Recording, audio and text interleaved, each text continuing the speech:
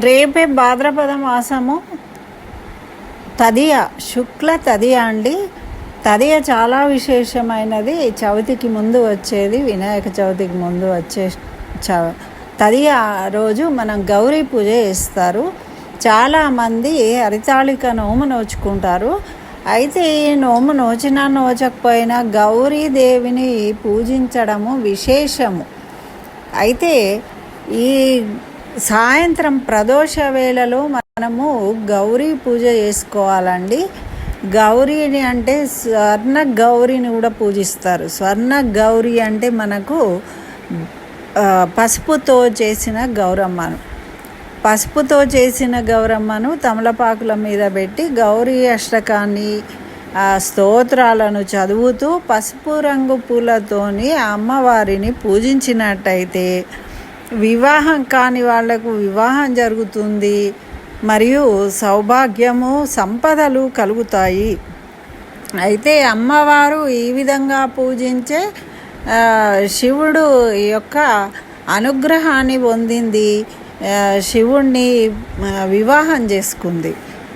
ఆ విధంగా అందుకని ఈ తదియకు ప్రత్యేకత ఉంది, విశేషమైనది అన్నమాట. ప్రతీ నెలలో తదియ వచ్చినప్పటికీ ఈ తదియ రోజు విశేషంగా మనం గౌరమ్మను పూజ చేయడం వల్ల వివాహం కాని వారికి మంచి భర్త లభిస్తాడు, వివాహాలు జరుగుతాయి, సౌభాగ్యము, స్త్రీలకు వివాహమైన వాళ్ళకు సౌభాగ్యము, సంపదలు కలుగుతాయి. శుభాలనిచ్చేవాడు శివుడు, శుభంకరుడు.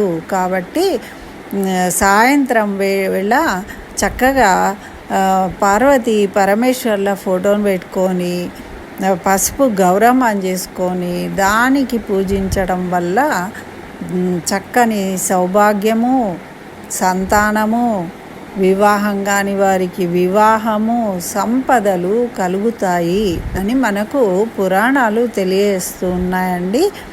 కాబట్టి అందరూ ప్రదోష వేళలో ఈ పూజను చేసుకోవాలి. అదేవిధంగా ఇంకొక విశేషం ఏమిటి అంటే మనకు ఈ భాద్రపద శుక్ల తదియ రోజు సాక్షాత్తు శ్రీమన్నారాయణుడు వరాహ రూపాన్ని ధరించాడు. దశావతారాలలో 3వ అవతారమైన వరాహ స్వరూపాన్ని ధరించాడు. అయితే ఈ వరాహ స్వరూపాన్ని ధరించడం ఎందుకోసము అంటే భూదేవిని రక్షించడం కోసము.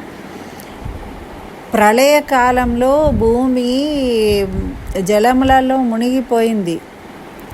మరి భూమిని మళ్ళీ పైకి తీసుకురావడం కోసము ఈ శ్రీమన్నారాయణుడు వరాహ రూపాన్ని ధరించి నీటి అడుగున వెళ్ళి తన కోరల మీద మొట్టె అంటారు కదా, ఆ భాగంతో ఆ భూమిని పైకి తీసుకొచ్చాడు. ఆ తీసుకువచ్చేటప్పుడు హిరణ్యాక్షుడు అనే రాక్షసుడు అడ్డగించాడు. ఎందుకు అంటే పృథ్వీని పాలించకుండా తను హస్తగతం చేసుకోవాలి అని రాక్షసులు.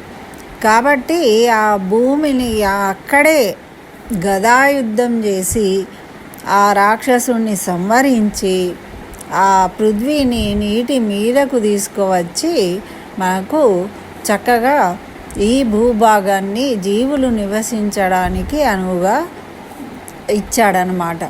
ఆ విధంగా ఆది వరాహస్వామి రూపంలో శ్రీమన్నారాయణుడు అవతరించిన రోజు కూడా కాబట్టి ఎవరికైనా అంటే భూమి కొనుక్కోవాలి, ఇల్లు కట్టుకోవాలి, భూములు మన సొంతం కావాలి, ఏవైనా భూ వివాదాలు, తగాదాలు, మరి ఇల్లు కట్టుకుందామంటే అవ్వట్లేదండి, మాకు భూములు ఉన్నాయి కానీ మా పేరు మీద అవ్వట్లేదండి, కోర్టు కేసులు ఉన్నాయండి, ఇలాంటి సమస్యలు ఉంటాయి కదా. వాళ్ళందరూ కూడా ఈ భూవరాహస్వామి అంటే నేను ఇక్కడ ఫోటో పెడుతున్నాను కదా, ఆ వరాహస్వామి ఆ భూమిని పైకి ఎత్తి ఉన్న ఫోటో కానీ ఏదైనా ఒక ఇమేజ్ తీసుకొని దానికి పూజించినట్టయితే వరాహ కవచం అని ఉంటుందండి.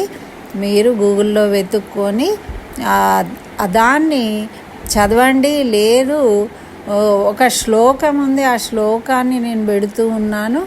ఆ శ్లోకాన్ని మీరు 108 సార్లు చదివి చక్కగా వరాహస్వామిని అర్చించినట్టయితే అటువంటి తగాదాలన్నీ పోయి భూమి మీ సొంతం అవుతుంది, ఇల్లు కట్టుకోవాలనే కోరికలు నెరవేరుతాయి అని మనకు వరాహ పురాణము తెలియజేస్తుంది. కాబట్టి మీరు ఈరోజు ఈ విధంగా ఉదయం పూట చేయాలి. రేపు ఉదయం వరాహస్వామి శ్రీ వరాహస్వామి అంటే లక్ష్మీ వరాహస్వామిని పూజించుకోవాలి. ప్రదోష వేళలోనేమో మన గౌరమ్మను పూజించుకోవాలి, పార్వతీ పరమేశ్వర్లను. ఈ విధంగా విశేషమైన రోజు కాబట్టి కాస్త మనకు వీలైతే ఉపవాసం ఉంటే బాగుంటుంది. లేదు ఉపవాసం ఉండకపోయినా మనము పండ్లు పాలు ఏవైనా టిఫిన్లు అట్లాంటివి తిని ఉదయం పూజ చేసుకున్న తర్వాత తినేసి సాయంత్రం చక్కగా అమ్మవారికి ఇష్టమైన పాయసాన్ని నివేదించి, లేదు పులిహోర లాంటివైనా కూడా అమ్మవారికి నివేదించవచ్చు. గౌరీదేవికి బెల్లం పాయసము ఇష్టం అంటారు. అయితే ఈ విధంగా పండ్లు పాలు ఏవైనా సరే నివేదించి ఎవరైనా అందుబాటులో ఉంటే ముత్తైదువులకు, కొంతమంది సంక్రాంతి నోములు చేయడానికి వీలు పడలేదు, శుక్రవారాలు శ్రావణ మాసంలో చేసుకోవడానికి వీలు పడలేదు అన్నప్పుడు వాళ్ళు ఏం చేస్తారంటే ఈరోజు ఆ నోమును కూడా నోచుకునే ఆచారం ఉందండి. కాబట్టి అందరూ కూడా ఈ విధంగా వరాహస్వామిని ఉదయం పూట ప్రదోష వేళలో చక్కగా గౌరీదేవిని పూజించుకొని వారి యొక్క అనుగ్రహంతో మీ పిల్ల పాపలతో సుఖశాంతులతో జీవించాలని నేను ఈ వీడియో చేశాను. నచ్చితే లైక్ చేయండి, షేర్ చేయండి. స్వస్తి. జై శ్రీమన్నారాయణ. సర్వం శ్రీకృష్ణ చరణారవిందార్పణమస్తు.